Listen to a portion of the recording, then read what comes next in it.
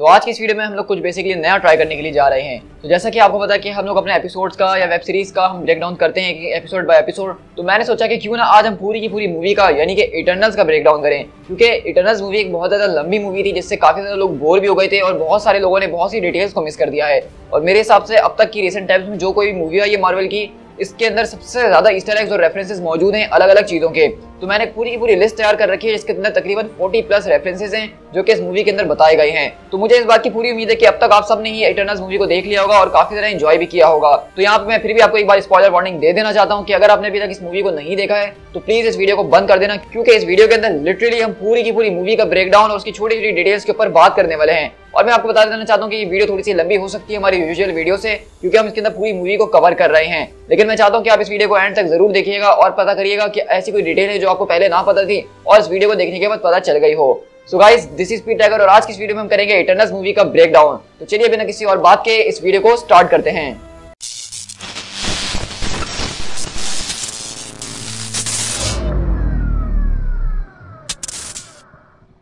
तो सबसे पहले हम मूवी की ओपनिंग के ऊपर बात करते हैं। हमने देखा कि जिस तरह इटर्नल्स मूवी की जो ओपनिंग हुई है, इससे पहले हमने किसी भी एमसीयू मूवी की इस तरह की ओपनिंग नहीं देखी। मतलब यहाँ पे लिटरली टेक्स्ट को जो है स्क्रॉल किया जा रहा था और वहां पे बताया जा रहा था हमें सेलेस्टियल्स के बारे में, इटर्नल्स के बारे में और डिविएंट्स के बारे में। अब मैं सच कहूं तो मुझे ये चीज इतनी ज्यादा कोई पसंद नहीं आई है। मैंने एक्सपेक्ट करा था कि यहाँ पे हमें फुल ऑन एक प्रेजेंटेशन दिखाई जाने वाली है हिस्ट्री के अंदर कि किस तरह से सेलेस्टियल्स ने जन्म लिया, उन्होंने गैलेक्सीज को बनाया, इटर्नल्स को बनाया और डिविएंट्स को बनाया, जिस तरह हमें कॉमिक्स में दिखाया गया है। लेकिन यहाँ पे पूरी की पूरी एक्सप्लेनेशन के जरिए हमें सारी चीजें बता दी गई कि किस तरह सेलेस्टियल वो पहले बीइंग थे जो कि यूनिवर्स के अंदर लाइट को लेकर आए और उन्होंने अलग अलग प्लैनेट्स को बनाया, जिंदगी को बनाया, और किस तरह से इटर्नल्स जो है वो प्लैनेट ओलंपिया से आए हैं जिनको सेलेस्टियल्स ने अर्थ के ऊपर भेजा डिविएंट्स से प्रोटेक्ट करने के लिए इंसानों को। अब हम मूवी देखने के बाद इस बात को जानते हैं कि ऑलमोस्ट इसमें जितनी भी इंफॉर्मेशन मौजूद थी इटर्नल्स और डिविएंट्स के हवाले से, वो तकरीबन सब झूठ बोला गया था। क्या ऐसा नहीं हो सकता कि यहाँ पे सेलेस्टियल्स के बारे में जो बातें की गई हैं कि उन्होंने क्रिएशन करी, उन्होंने सब कुछ करा है, क्या वो भी एक बड़ा झूठ तो नहीं है जो कि सारे के सारे छोटे झूठ के साथ छुपाने की कोशिश की जा रही है? इसके बाद इस पॉइंट को हमारे पास एक और चीज जो है मजबूत करती है, वो है डिविएंट्स के बारे में। जिस तरह से सेलेस्टियल्स ने बताया कि किस तरह से डिविएंट्स उनके कंट्रोल से बाहर हो गए और इस वजह से उन्होंने इटर्नल्स बनाया।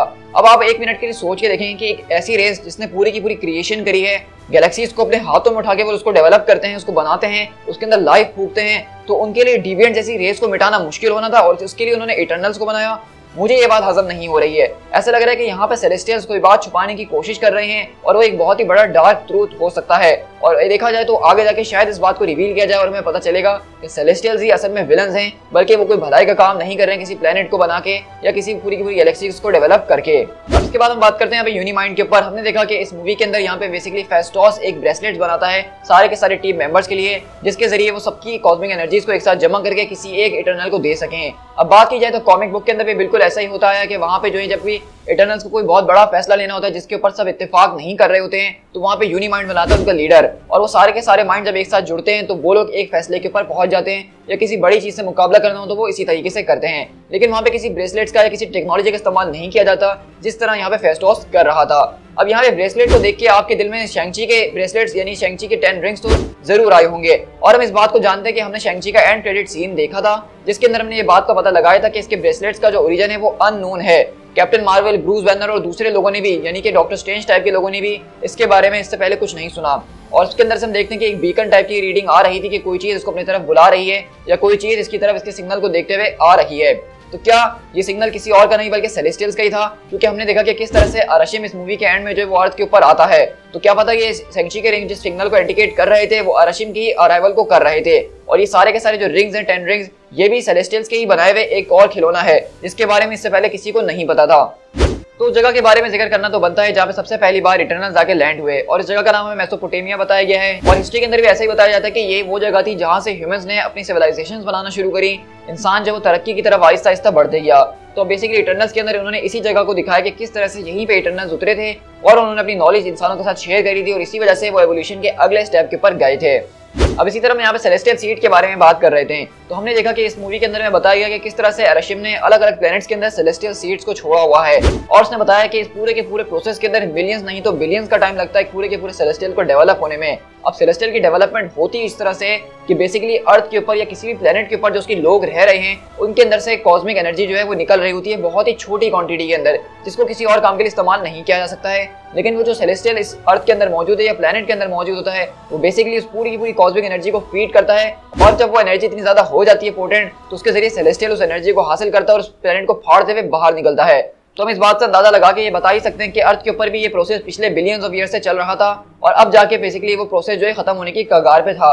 और ऐसा भी बताया जा रहा है कि एवेंजर्स इन्फिनिटी वॉर के अंदर अगर थेनोस आधी पॉपुलेशन को खत्म ना करता, तो सेलेस्टियल का जो इमरजेंस था टाइमथ का, वो एवेंजर्स इन्फिनिटी वॉर वाली टाइमलाइन के ठीक एक हफ्ते ही बाद हो चुका होता।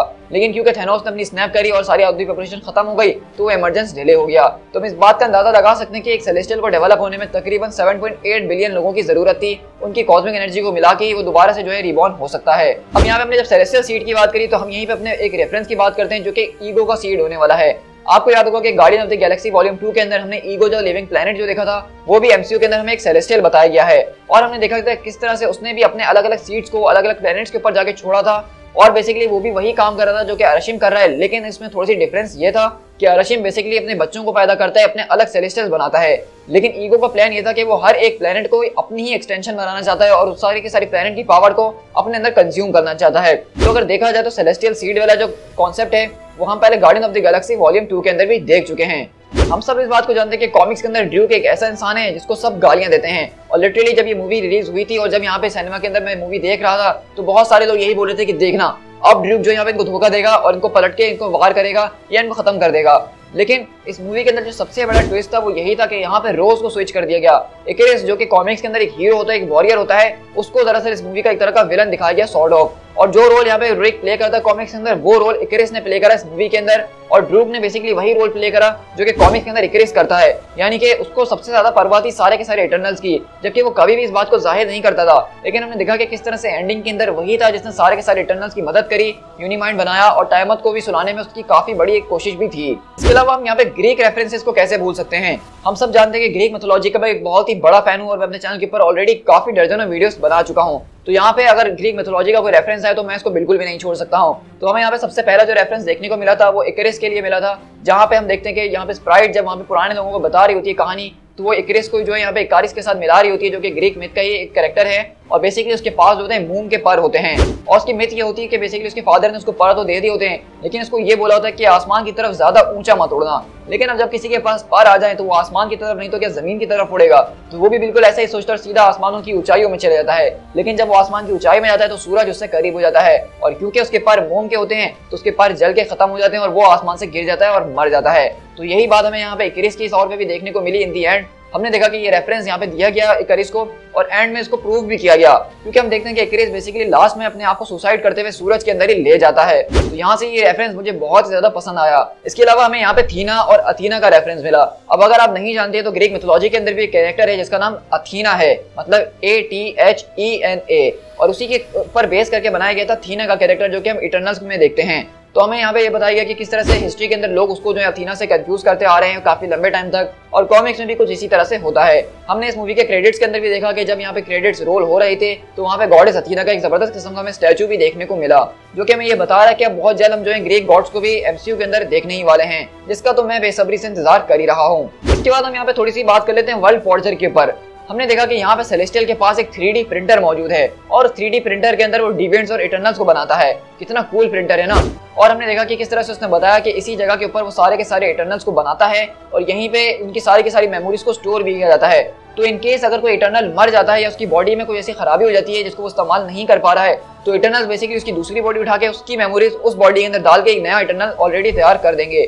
तो कॉमिक्स में भी कुछ इसी तरीके से होता है कि इटर्नल्स का नाम जो इटर्नल होता है वो इसी वजह से होता है क्योंकि वो इमोर्टल्स होते हैं और उनको मारना इम्पॉसिबल सी बात होती है। लेकिन अगर कोई उनको बहुत बुरी तरीके से मार भी दे किसी ना किसी तरीके से, तो वो दोबारा से रीबॉर्न हो जाते हैं अपने रीजनरेशन चैम्बर के अंदर। तो हमने देखा कि बेसिकली वर्ल्ड फॉर्जर जो है वो यही काम कर रहा है, लेकिन थोड़े अलग तरीके से, क्योंकि इसका सारा का सारा कमांड सेलेस्टियल्स के पास है, ना कि इटर्नल्स के पास। इसके बाद हमारा अगला पॉइंट आता है और ये है कि इटर्नल्स परफेक्ट नहीं है। हम जानते हैं कि हमने देखा कि यहाँ पे थीना के अंदर एक बहुत ही बड़ा एरर था कि उसकी पुरानी मेमोरी सही तरीके से वाइप नहीं हुई थी और वो एक बहुत ही बड़ी मुश्किल बन चुकी थी, और एक तरह से देखा जाए तो ये एक बहुत ही बड़ा एरर है। इसके अलावा दूसरा जो हमें बड़ा एरर देखने को मिला वो मक्कारी के लिए देखा। अब अगर आप यहाँ पे बात कर रहे हैं एक ऐसी गॉडली बीइंग की जिसने पूरी की पूरी यूनिवर्सेस को बनाया है, गैलेक्सीज को बनाया है, एक जबरदस्त किस्म की पावरफुल रेस को बनाया है, और उसमें से उसने एक मेंबर को गूंगा छोड़ दिया, तो एक तरह से देखा जाए तो ये एक इम्परफेक्शन है। वैसे मैं किसी के बारे में बुराई नहीं करना चाहूंगा कि जो गूंगे लोग हैं वो बुरे होते हैं, लेकिन अगर इटर्नल्स के पर्सपेक्टिव से बात करूं तो ये एक बहुत ही बड़ा पॉइंट है। और ये बात हमें बताते हैं कि सेलेस्टियल जितने ज्यादा पावरफुल नजर आते हैं, शायद वो इतने ज्यादा पावरफुल है नहीं और वो हर चीज को कंट्रोल नहीं कर सकते हैं, वरना वो चाहते तो थीना के अंदर कभी भी एरर ना छोड़ते, जिसकी वजह से इसके सारे के सारे फ्लैशेस उसके पास वापसी आ रहे थे। अब इस बात से हमें ये बात भी पता चलती है कि यहाँ पे इटर्नल्स की कोई बच्चे नहीं हो सकते, क्योंकि अगर देखा जाए तो वो लोग एक तरह के फ्यूचर के रोबोट्स हैं, लेकिन वो है रोबोट्स ही जो कि सेलेस्टियल के मुताबिक ही चलते हैं और जो सेलेस्टियल चाहें वो वही करते हैं, तो उनका बच्चा करना ये तो बनता नहीं है। और रिसेंटली अभी कॉमिक्स भी आया था जो कि मैंने अपने चैनल पे शेयर किया था, उसके अंदर भी हमें इस बात को ही बताया गया था कि इटर्नल्स कभी भी बच्चे नहीं कर सकते हैं। और हमने देखा था उस कॉमिक के अंदर कि दरअसल अलार्स जो होता है वो एक इटर्नल का लीडर होता है और उसकी ये ख्वाहिश होती है कि इटर्नल्स भी जो है वो दूसरे इंसानों की तरह, डिविएंट की तरह अपनी पॉपुलेशन आगे बढ़ाएं, और इसी के लिए वो टाइटन प्लेनेट के ऊपर जाता है और वहां पे एक इटर्नल सुई सांस से शादी करता है और उसी के नतीजे में जो है थेनोस पैदा होता है। तो यहाँ पे ये बताया गया था इस कॉमिक के अंदर कि थेनोस जो इस तरह से है, यानी इतना ज्यादा खतरनाक, इतना ज्यादा इविल, इसके पीछे की वजह ये कि इटर्नल्स ने आपस में शादी करी और सेलेस्टियल्स के लॉ को तोड़ा है। और एक तरह से देखा जाए तो सेलेस्टियल्स ने ये सजा दी थी इस यूनिवर्स को कि इटर्नल्स अगर आपस में एक दूसरे से शादी करेंगे या अपना बच्चा करने की कोशिश करेंगे तो ये अंजाम होगा। तो हो सकता है कि साथ यही सारी की सारी चीजें हमें कॉमिक्स के अंदर से उठा के अब एमसीयू के फ्यूचर के अंदर भी दिखाई जाने वाली हो और बताया जाए कि थैनोस इस तरह से क्यों दिखता है। इसके बाद हमें जो रेफरेंस मिलता है वो एक डैगर का मिलता है। आपको याद होगा कि जब सरसी यहाँ पे सारे के सारे इंसानों को बचाती है तो वहाँ पे वो बच्चे को एक डैगर उठा के देती है जिसको वो पूरी तरीके से ट्रांसफॉर्म कर देती है। और इसी डैगर को अपने बाद में प्रेजेंट डे के अंदर भी देखा कि किस तरह से बताया जा रहा होता है म्यूजियम के अंदर कि ये वो डैगर था जिसने इंसान की हिस्ट्री को शेप करा। तो लिटरली ये एक बहुत ज्यादा जबरदस्त और कूल रेफरेंस था जो कि इतने 7000 साल पहले से उठा के यहाँ पे प्रेजेंट डे में दिया गया था। अब बात कर लेते हैं थोड़ी सी फेस्टोस के बारे में। अब फेस्टोस का कैरेक्टर मेरी नजर में पूरी की पूरी मूवी के अंदर सबसे ज्यादा कम दिखाया गया और उसको बहुत ज्यादा कम स्क्रीन टाइम भी मिला है, लेकिन मैं ये जरूर कहूंगा कि जितना भी इसको स्क्रीन टाइम मिला है उसने बहुत अच्छे तरीके से इस्तेमाल करा है। हमने देखा कि कितने सदियों पहले ही उसने जो है तकरीबन एक स्टीम इंजन को बिल्ड कर लिया था जो कि अभी रिसेंटली पिछली 2-3 सदी से पहले ही बनाया गया है। हमने ये बात को भी देखा कि किस तरह से एटॉमिक बॉम्ब बनाने के पीछे जो पूरा का पूरा मास्टरमाइंड था वो भी फेस्टोस ही था। और जब हिरोशिमा और नागासाकी के अंदर बॉम्ब ब्लास्ट हुए तो उसके जरिए उसका दिल टूट चुका था और उसके बाद से उसने किसी भी टेक्नोलॉजी के अंदर अपना हाथ ना डालने का फैसला करा। इसके अलावा हमें यहाँ पे चार्ल्स डार्विन का भी जबरदस्त किस्म का ईस्टर एग मिलता है। हम देखते हैं कि जब सरसी अपनी क्लास लेने के लिए जा रही होती है म्यूजियम के बाहर तो वहाँ पे चार्ल्स डार्विन का एक स्टैचू रखा हुआ होता है और वो यहाँ भागते हुए जो है उससे कैजुअली ऐसे कह रही होती है कि सॉरी चार्ल्स मैं लेट हो रही हूँ। तो हमें यहाँ से इस बात से अंदाजा होता है कि सरसी एक पॉइंट पे हिस्ट्री के अंदर वो चार्ल्स डार्विन से मिल चुकी है और शायद इसी वजह से वो यहाँ पे इतना ज्यादा कैजुअली उनसे बात कर रही थी। इसके बाद अगर हम गौर करें तो सरसी ने यहाँ पे जो है बेसिकली डेन विटमैन के कैरेक्टर को एक रिंग लाके दी थी जो कि दरअसल ब्लैक नाइट की फैमिली रिंग है। अब यहाँ से हम इस बात का अंदाजा लगा सकते हैं कि यहाँ पे सरसी के पास ये रिंग ऐसे नहीं आई थी, बल्कि शायद इसके पास हिस्ट्री के अंदर ये रिंग कहीं पे मौजूद थी और अब उसने जो है डेन विटमैन को ये रिंग दी है। या फिर ऐसा भी हो सकता है कि सरसी के पास ये रिंग पहले से ही मौजूद थी और वो बेसिकली इस रिंग के विल्डर को ढूंढना चाहती थी कि रिंग है किसकी। तो अगर हमने यहाँ पे ब्लैक नाइट की बात करी तो हम उसकी तलवार एबनी ब्लेड के बारे में भी बात कर लेते हैं जिसको हमने मूवी के पोस्ट क्रेडिट सीन के अंदर देखा था। तो जो ब्लेड हमने पोस्ट क्रेडिट सीन के अंदर देखी थी जो कि ब्लैक टाइप की हो रही थी वो एबनी ब्लेड थी। अब वो इस तरह से क्यों हो रही थी उसके पीछे एक वजह है कि ये एक दरअसल कर्स ब्लेड है। जो कोई भी इस ब्लेड को व्हील करता है उसके पास शक्तियां तो आ जाती है, एनहेंस स्ट्रेंथ वगैरह, लेकिन इसके साथ उसके पास एक शराब आ जाता है। उसको जो है लोगों का जान लेने का जुनून सवार हो जाता है, वो बहुत ज्यादा ब्लड शेड करने लगता है, बहुत ज्यादा वायलेंट हो जाता है। और इसीलिए उस डब्बे के ऊपर लिखा हुआ था बॉक्स के ऊपर कि डेथ इज योर रिवॉर्ड, यानी कि मौत जो है वो उसका तोहफा है। जब उस तलवार को उठाएगा तो सिर्फ उसको मौत ही चाहिए होगा और मौत ही उसका तोहफा होगी। तो यहाँ पे बहुत ही अच्छा रेफरेंस दिया गया था। इसके अलावा हमें यहाँ पे जो एक और रेफरेंस मिलता है ब्लैक नाइट के हवाले से वो मिलता है एक्सकैलिबर के हवाले से। हमने देखा कि यहाँ पे शिप डोमो के अंदर जब थीना वगैरह आती हैं वापसी बहुत सालों के बाद तो वहाँ पे एक्सकैलिबर मौजूद होती है जिसको हमें थीना ने बहुत ज्यादा जबरदस्त तरीके से चला के भी दिखाया और वो बताती कि किस तरह से किंग आर्थर जो है उसके ऊपर फिदा थे और वही तलवार वहां से वो लेकर आई थी। तो एक्सकैलिबर की अगर बात की जाए तो वो भी मार्वल कॉमिक्स के अंदर एक बहुत ज्यादा पावरफुल तैयार है और ये दोनों की दोनों तलवारें एक्सकैलिबर और एबनी ब्लेड काफी ज्यादा मिस्टिकल आइटम्स हैं और हिस्ट्री के अंदर उन्होंने बहुत कुछ करा भी है। अब आपको याद होगा कि जब सरसी यहाँ पे क्लास के अंदर मौजूद होती है तो अपने बच्चों को एपेक्स प्रेडेटर्स के बारे में बता रही होती है कि ये वो प्रेडेटर्स होते हैं जो कि सबके ऊपर अटैक तो करते हैं लेकिन उनके ऊपर कोई अटैक नहीं करते, उनको कोई हर्ट नहीं करता है। तो यहाँ पर जो ये रेफरेंस हमें दिया गया था ये इनडायरेक्टली इटर्नल्स का या डिविएंट्स का नहीं दिया जा रहा था बल्कि ये सेलेस्टियल्स के बारे में दिया जा रहा था। मतलब सेलेस्टियल्स इस पूरी की पूरी यूनिवर्स के एपेक्स प्रेडेटर्स हैं, वो सबको हर्ट करते हैं, वो सबके ऊपर एक्सपेरिमेंट करते हैं, वो सबको अपनी मर्जी से मारते हैं, लेकिन अभी तक उनको मारने वाला मर्द का बच्चा कोई पैदा नहीं हुआ। लेकिन आई एम श्योर कि ये पूरी की पूरी कहानी बहुत जल्द पलटने वाली है। अब यहाँ पे हम थोड़ी सी डिविएंट्स के फाइट के ऊपर बात करते हैं। हमने देखा कि किस तरह से यहाँ पे क्रो का जो डिविएंट कैरेक्टर था उसके पास एक इस तरह की पावर थी कि वो दूसरे लोगों की पावर को अपने अंदर एब्जॉर्ब कर सकता है। जिस तरह से उसने यहाँ पे पहले सलमा हाइक के कैरेक्टर की पावर को एब्जॉर्ब करा तो उसके पास हीलिंग फैक्टर आ गया। उसके बाद जब उसने गिलगामेश की पावर्स को अपने अंदर एब्जॉर्ब करा तो उसके पास और ज्यादा स्ट्रेंथ आ गई। लेकिन इसके साथ साथ हमने देखा कि वहाँ पे उसके पास सिर्फ स्ट्रेंथ नहीं आई, बल्कि वो बहुत ज्यादा इवॉल्व भी कर गया एक ह्यूमन टाइप फॉर्म के अंदर, और साथ साथ जिनकी उसने अभी तक पावर अपने अंदर एब्जॉर्ब करी थी उनकी मेमोरीज को भी वो अपने अंदर एब्जॉर्ब कर चुका था। और यही वजह थी कि उसको जैसे वो गिलगामेश की पावर्स को एब्जॉर्ब करता है तो वो इस बात को समझ जाता है कि यहाँ पे सेलेस्टियल जो है वो क्या करने की कोशिश कर रहे हैं, क्योंकि एजेक के माइंड में वो सारा का सारा डेटा मौजूद था जो कोई भी उसने आज तक सेलेस्टियल से बात वगैरह करी थी। अब अगर हम यहाँ पे थोड़े से डीसी रेफरेंसेस की बात करें तो मुझे इस मूवी के अंदर काफी ज्यादा कूल लगे। इकरिस को यहाँ पे लिटरली जो है सुपरमैन कहा जा रहा था, उसकी पावर्स को इस तरह से ही दिखाया गया कि वो सुपरमैन ही है, और इन दी एंड मुझे ऐसा भी लग रहा था कि ये सुपरमैन का इविल वर्जन है जब वो यहाँ पे एक विलन बन गया था।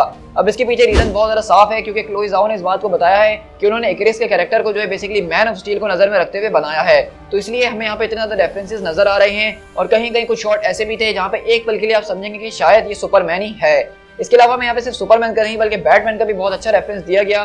जब यहाँ पे किंगो और करून का जो कैरेक्टर होते हैं वो एक साथ घूम रहे होते हैं तो गिलगामेश बोलता है करून को कि तुम इसके एल्फ्रेड हो ना, तो यानी कि एल्फ्रेड जो काम बैटमैन के लिए करता है वही काम तुम इसके लिए भी करते हो। तो हम देख रहे हैं कि बेसिकली मार्वल सिनेमैटिक यूनिवर्स के अंदर बैटमैन सुपरमैन जैसे कैरेक्टर एग्जिस्ट करते हैं, और शायद ये एक छोटा सा हिंट हमें दिया गया कि फ्यूचर में कहीं 10-15 साल बाद जब हम बुढ़े हो चुके हैं और अपने बच्चों को सिनेमा हॉल में लेकर जा रहे हो एमसीयू की मूवीज दिखाने के लिए, तो हमें वहाँ पे एक मार्वल वर्सेस डीसी का क्रॉसओवर देखने को मिल सकता है। देखो मैं कुछ नहीं कह रहा हूँ, लेकिन क्या करें, उम्मीद पे दुनिया कायम है। क्या आपने इससे 10 साल पहले सोचा था कि हमें एवेंजर्स एंड गेम और इन्फिनिटी वॉर जैसी मूवी देखने को मिलेगी? नहीं सोचा था ना, तो सोचने में क्या है, सोचने में तो हम कुछ भी सोच सकते हैं, बस उम्मीद अच्छी के लिए करनी चाहिए। इस मूवी के अंदर हमें इस बात का जो है बहुत अच्छा रीजन भी दिया गया कि आखिरकार इटर्नल्स ने इतने टाइम से किसी भी चीज के अंदर इंटरफियर क्यों नहीं किया। मतलब थेनोस आया, कुछ नहीं किया, लोकी आया, कुछ नहीं किया, अल्ट्रॉन ने उठा के पूरे के पूरे शहर को पटक दिया, कुछ नहीं करा, सो रहे थे, आराम से मजे कर रहे थे, अपने अपने हॉलीवुड और बॉलीवुड मूवीज बना रहे थे। तो इसका पीछे का रीजन सरसी ने ये बताया कि सबसे पहली बात तो वही सेलेस्टियल्स ने उनको मना कर दिया था। अब आप जानते हैं कि सेलेस्टियल्स तो बेसिकली सारे के सारे इटर्नल्स के अब्बू हैं, अगर वो एक बार किसी चीज को करने से मना कर दें तो ये बच्चे बिल्कुल भी कुछ नहीं करते हैं। लेकिन इसका जो दूसरा रीजन जो उसने बताया वो ये था कि अगर इटर्नल्स इंसानों के हर एक मामले में दखल अंदाजी करें, उनको बोलें कि ऐसा करो वैसा करो, तो एक तरह से वो इंसान को एवोल्यूशन की तरफ नहीं ले जा सकते हैं। मतलब इंसान फिर वैसे इवॉल्व हो पाएगा जैसा इटर्नल्स चाहेंगे, वो नेचुरली इवॉल्व नहीं हो पाएंगे, जो कि किसी भी नेचर के लिए एक अच्छी चीज नहीं होती है। आपको फ्रीडम देनी पड़ती है, उनको अपनी सोच बताने का मौका दिया जाने पड़ता है। अब हमने यहाँ पे इटर्नल्स और सेलेस्टियल्स के रिलेशन के ऊपर बात करी है, तो मैं यहाँ पे इकरिस और अरिशिम के रिलेशन के ऊपर भी बात करना चाहूंगा।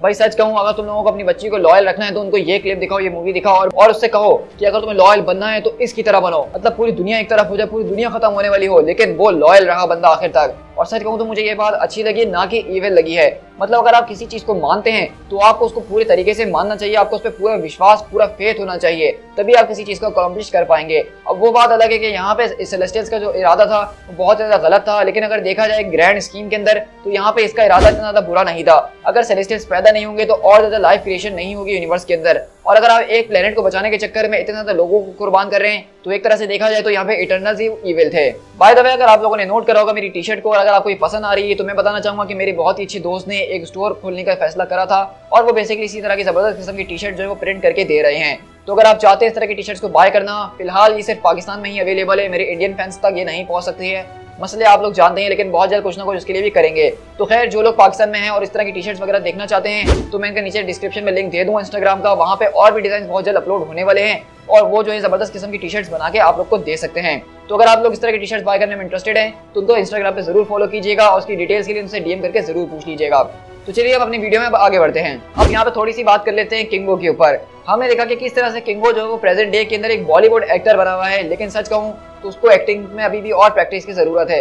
पिछली 3 सदी से वो जो एक्टिंग कर रहा है, लेकिन अभी भी उसमें वो परफेक्ट नहीं हुआ है। तो हमने देखा कि यहाँ पे किस तरह से वो यहाँ पे एक मूवी बना रहा है जो कि इकरिस के ऊपर है, यानी कि इटर्नल्स मूवी के अंदर एक मूवी बन रही है जो कि इटर्नल्स की स्टोरी को बना रही है। और उसके बाद हम देखते हैं कि जब ये मूवी उसकी बंद हो जाती है तो उसके बाद वो डॉक्यूमेंट्री बनाता है जो कि इटर्नल्स के ऊपर ही होती है। यानी कि हम इटर्नल्स मूवी के अंदर एक इटर्नल्स डॉक्यूमेंट्री को देख रहे थे किंगो के नजरिए से, तो ये काफी कूल था। हमने देखा कि किस तरह से किंगो बताता है कि वो पिछले कई सदियों से जो है अपने अलग अलग बाप दादाओं को अपने ही रूप में बताता है, और इसी तरह वो पूरे के पूरे बॉलीवुड के ऊपर राज कर रहा है। तो यहाँ पे देखा जाए तो यहाँ पे थोड़ा सा बॉलीवुड का नेपोटिज्म जो है उसको भी हाईलाइट करने की कोशिश की गई है कि किस तरह से एक ही शख्स का बाप दादा और उसका बेटा वो सारे के सारे इंडस्ट्री के ऊपर राज कर रहे हैं। आप समझ गए होंगे कि मैं रेफरेंस किसको देना चाह रहा हूँ।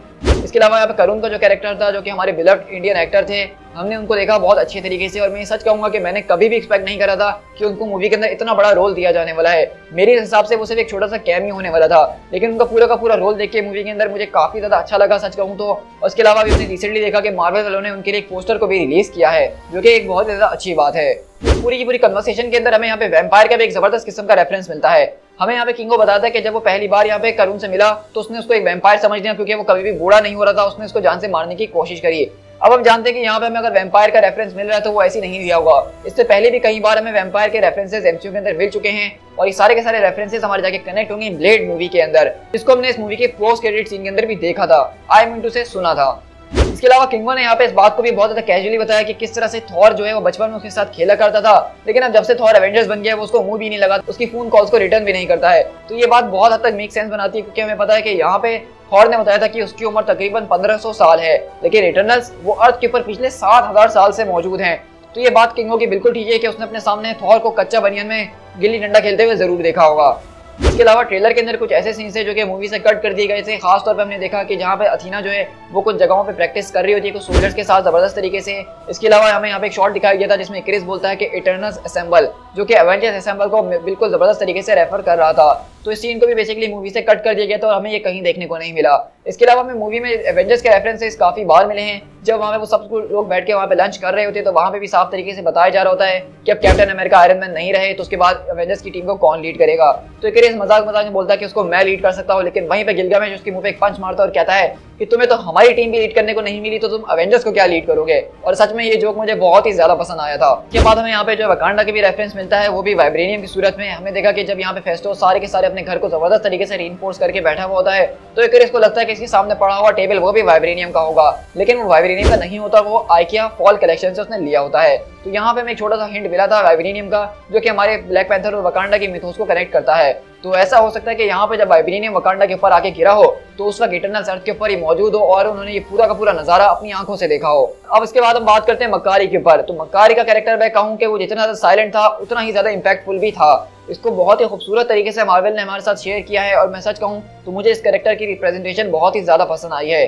खासकर मैं यहाँ पे क्विकसिल्वर को इससे कंपेयर करना चाहूंगा डायरेक्टली, क्योंकि इससे पहले हम एक और स्पीडस्टर एमसीयू के अंदर देख चुके हैं। तो सच कहूँ कि अगर क्विकसिल्वर यहाँ पे था तो मक्कारी की स्पीड यहाँ पे थी, मतलब वो इतनी जल्दी पूरे के पूरे ग्लोब को ढूंढ लेती और ऐसा लग रहा था कि वो तकरीबन फ्लैश के टक्कर की है। अब यहाँ पे रॉयल लीडर्स के अब यहाँ पे उन्होंने जो है मजाक में ये भी कहा है अपने इंटरव्यू के अंदर कि वो फ्लैश से ज्यादा तेज है, लेकिन मैं इस बात को अभी के लिए नहीं मानूं तो ज्यादा अच्छा ही होगा, क्योंकि हम जानते हैं कि फ्लैश इतना ज्यादा तेज है कि वो टाइम ट्रेवल कर सकता है और हमने अभी तक मक्कारी को ऐसा कुछ करते हुए ना देखा, खैर अभी तक के लिए। लेकिन मैं ये जरूर कहूंगा यहाँ पे उनका जो ओवरऑल कैरेक्टर था वो मुझे बहुत ही ज्यादा पसंद आया। ड्रू के साथ उनकी केमिस्ट्री मुझे काफी मजेदार लगी। इसके अलावा मैं यहाँ पे बात करना चाहूंगा कि जब सारे के सारे इटर्नल्स अपने अलग अलग रस्तों पे चले गए थे तो मक्कारी जो है बेसिकली उसी स्पेसशिप डोमो के अंदर ही मौजूद थी और उसने वहां पे अपने इतनी ज्यादा सदियों का जो सारा का सारा कलेक्शन था, ट्रेजर था, उसको जमा करके रखा हुआ था। और इसका रेफरेंस हमें बहुत पहले ही मिल चुका था कि जब मक्कारी जो है वहां पे लोगों से चीजें चुरा रही थी और अलग अलग चीजों को जमा कर रही थी। और इस तरह हमने देखा कि इस तरह से उसका पूरा का पूरा कलेक्शन एक बहुत ही बड़ा कलेक्शन बन चुका है और उसी कलेक्शन के अंदर यहाँ पे एक्सकैलिबर तलवार भी मौजूद होती है। इसके अलावा आपने अगर इक्रिस का ये शॉट देखा होगा जहाँ पे वो अपनी आंखों को आसमान की तरफ करके लेजर बरसा रहा होता है, तो ये पूरा का पूरा शॉट जो है बिल्कुल इटर्नल्स के कॉमिक बुक के कवर से लिया गया है, जिसको मैं यहाँ आपके सामने शो कर रहा हूँ। इसके अलावा हमने इस मूवी के एंड की तरफ ये भी देखा था कि किस तरह से इक्रिस इनकी पूरे के पूरे स्पेसशिप को बर्बाद कर देता है, लेकिन हमने ये भी देखा कि किस तरह से फेस्टोस इनकी डोमो शिप को रिपेयर कर देता है, जिसके अंदर बाकी के इटर्नल स्पेस के अंदर जाते हैं। तो हम यहाँ से अंदाजा लगा सकते हैं कि फेस्टोस का जो कैरेक्टर है उसको बहुत ज्यादा अंडर डेवलप दिखाया गया है, उसके बारे में हमें इतनी ज्यादा चीजें नहीं दिखाई गई है जितना वो डिजर्व करता है। मतलब वो पूरी के पूरे स्पेस क्राफ्ट को रिपेयर कर रहा है, वो भी इतनी जल्दी। इसका मुझे हिसाब लगा के पता करना ही होगा कि आखिरकार उसने ये सब करा तो कैसे करा। मतलब हम यहाँ से अंदाजा लगा सकते हैं कि फेस्टोस का कैरेक्टर जो है वो शूरी और आयरन मैन को भी शायद टक्कर दे सकता है, क्योंकि जो इंसान 500 साल पहले स्टीम इंजन बना सकता है वो कुछ भी कर सकता है। अब बात कर लेते हैं हमारे सबसे बड़े ईस्टर एग की, मतलब टायमत की। हमने देखा कि किस तरह से मूवी के अंदर बताया गया कि जो सेलेस्टियल सीड अर्थ के अंदर मौजूद था उस सेलेस्टियल का नाम था टायमत, या फिर होने वाला था। मतलब बेचारा भी पूरी तरीके से पैदा भी नहीं हुआ और उसका नाम सोच लिया, ये तो गलत है ना। तो खैर यहाँ पे हमने देखा कि किस तरह से सरसी उसको पूरा का पूरा बर्फ का अंदर बना देती है और हमें यहाँ पे अरेशिम की बातों से इस बात को हम जज कर सकते हैं कि बेसिकली यहाँ पे टायमत की मौत हो चुकी है, अब वो जिंदा नहीं है। कुछ लोग इसके ऊपर बहस कर रहे थे कि यहाँ पे वो अभी भी जिंदा है, बस उसको कैद कर दिया गया है। हो सकता है कि ऐसा पॉसिबल हो, लेकिन अगर ऐसा पॉसिबल होता तो अरशिम इतने ज्यादा गुस्से में आके सरसी को बातें सुना के अपने साथ लेके नहीं जाता। तो हमारे पास सबसे बड़ा सवाल यह आता है कि अब टाइमत की जो आधी बॉडी आसमान और आधी जमीन के अंदर मौजूद है, अब उसका क्या होने वाला है। हम सब जानते हैं कि ये बहुत ही ज्यादा जबरदस्त किस्म की बड़ी अट्रैक्शन बन चुकी है। सबसे पहले यहाँ पे शील्ड वाले आ जाएंगे और टाइमत को अपना अब्बू बना लेंगे, उसके चारों तरफ आके बैठ जाएंगे अपना घेरा बना के, जिस तरह उन्होंने थॉर के हैमर के साथ करा था, जिस तरह उन्होंने अलग अलग चीजों के साथ किया ही है। तो यहाँ पे ऐसा लग रहा है कि अब बहुत ज्यादा चीजें जो है इससे करेक्ट होने वाली हैं। एमसीयू के फ्यूचर के ऊपर ये टाइमत जो आधा बाहर निकला हुआ है ये काफी बड़ा रोल डाल सकता है। अगर मैं इसके सबसे बड़े कनेक्शन की बात करूं जो कि हमें फ्यूचर में बहुत जल्द नजर आ सकता है, वो नेमोर का होने वाला है। हमने देखा कि किस तरह से टाइमत जो है बेसिकली समंदर के अंदर से निकला है और वो सारे के सारे शॉकवेव से समंदर के ऊपर ही सबसे ज्यादा नुकसान हुआ है। हमने यहाँ पे लिटरली एक पूरा का पूरा शॉट देखा जहाँ पे हम देख रहे थे कि समंदर का पानी जो है वो फट रहा था और पूरे की पूरी जमीन उसकी सरफेस फट गया था और पानी उबलता हुआ बाहर आ रहा था। तो अगर आपको नहीं पता तो मैं आपको बताना चाहूंगा कि कॉमिक्स के अंदर एक्वामैन जैसा कैरेक्टर मौजूद है जिसको नेमोर कहा जाता है। और अगर देखा जाए लिटरली तो नेमोर पहले आया था और एक्वामैन बाद में आया था, तो नेमोर ओरिजिनल है। तो नेमोर जहाँ पे समंदर के अंदर रहता है और उसका पूरा का पूरा किंगडम है जिसको एटलांटिस कहा जाता है। अब ऐसे भी रूमर सुनने में आए थे कि ब्लैक पैंथर 2 के अंदर नेमोर के कैरेक्टर को इंट्रोड्यूस करवाया जाने वाला है। अब जैसा कि उसके पूरे के पूरे समंदर के एरिया के अंदर हलचल मच चुकी है, टाइमत अपनी 4 उंगली और अपनी मुंडी लेके बाहर आ चुका है, तो शायद अब नेमोर जो है उसे निपटने के लिए खुद बाहर आएगा और इसके लिए वो सरफेस डीलर्स यानी कि जो लोग सरफेस के ऊपर रहते हैं उनको ब्लेम करेगा। क्योंकि कॉमिक्स के अंदर नेमोर जो है वो कोई हीरो नहीं है एक्वामैन की तरह, बल्कि वो एक एंटी हीरो है जो कि कभी विलन और कभी हीरो दोनों के अंदर चल ही रहा होता है। और इसी वजह से मुझे नेमोर का कैरेक्टर बहुत ही ज्यादा पसंद भी है। तो हो सकता है कि नेमोर जो बेसिकली ब्लैक पैंथर 2 के अंदर एज अ विलन हमें दिखाया जाए कि वो वकांडा के ऊपर आके उनके ऊपर अटैक करे और उनसे लड़ने की कोशिश भी करे। इसके बाद अगर हम मूवी की एंडिंग के ऊपर बात करना चाहे तो मैं अरशिम के ऊपर थोड़ी सी बात करना चाहूंगा।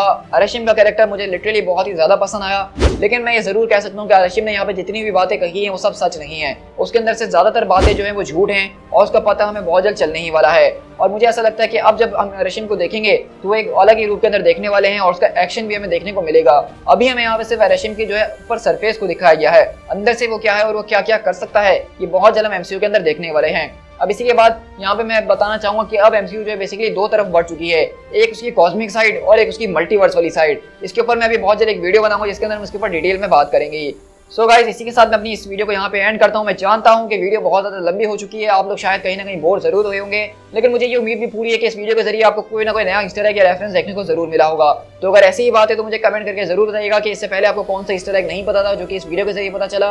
और अगर आपने सोचा कि मैंने इसके एंड क्रेडिट सीन और इसके एंडिंग के ऊपर ज्यादा बात क्यों नहीं करी है, तो उसके ऊपर मैं पहले एक वीडियो बना चुका हूँ जिसका लिंक मैं नीचे डिस्क्रिप्शन में डाल दूंगा, जिसके अंदर हमने इसके पोस्ट क्रेडिट सीन्स को और एंडिंग को डिटेल में एक्सप्लेन मैंने आपके साथ किया था। सो गाइस आई होप कि आपको ये वीडियो काफी ज्यादा पसंद आई होगी, और अगर आपको ये वीडियो अच्छी लगी है तो चैनल को सब्सक्राइब करना बिल्कुल भी मत भूलिएगा। आपके चैनल सब्सक्राइब करने से ही मुझे मोटिवेशन मिलती है इस तरह की ऑसम और लंबी लंबी वीडियोस बनाने की। तो आप बताइएगा कि आपको ये वीडियो कैसी लगी है। आजकल हमारे चैनल के व्यूज कुछ ज्यादा ही नीचे जा रहे हैं, तो इसलिए मैं नई नई चीजों के एक्सपेरिमेंट्स कर रहा हूँ। तो मुझे पूरी उम्मीद है कि आपको ये वीडियो पसंद आई होगी, तो इसकी व्यूअरशिप को थोड़ा सा ऊपर ले जाओ यार। खैर इतना तो कर ही सकते हो ना, इतनी मेहनत तुम्हारा भाई तुम्हारे लिए कर रहा है। अब यहाँ तक आए गए हो तो मुझे फेसबुक और इंस्टाग्राम पे भी फॉलो कर लेना, जहाँ पे मैं अपने चैनल और एमसीयू के हवाले से अपडेट्स को शेयर कर ही रहा होता हूँ। So guys this is P Tiger, मिलते हैं अपने किसी और वीडियो के साथ। Till then thank you so much.